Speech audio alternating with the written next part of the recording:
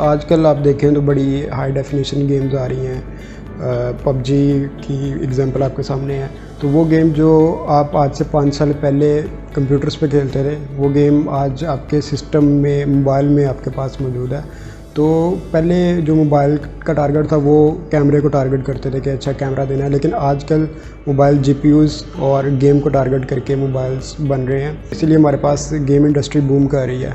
दूसरी game industry boom करने की वजह कोरोना है कि लोग जो है वो कामों पे नहीं जा रहे, अपनी जॉब्स पे नहीं जा रहे, घर बैठे हैं, और इसलिए गेम इंडस्ट्री में बहुत बूम आया हुआ है आजकल। पिछले 6 माह का अगर आप ग्राफ देखें तो तकरीबन 70% गेम्स जो हैं वो आजकल ज़्यादा खेली जा रही हैं। लाहौर के अंदर अंदर ही सिर्फ कोई 50 से ज़्यादा गेमिंग स्टूडियोज़ हैं। अगर मैं आपको बजट के बारे में बताऊं तो जो गेमिंग इंडस्ट्री है ये बेसिकली मूवीज़ से भी बड़ी इंडस्ट्री है।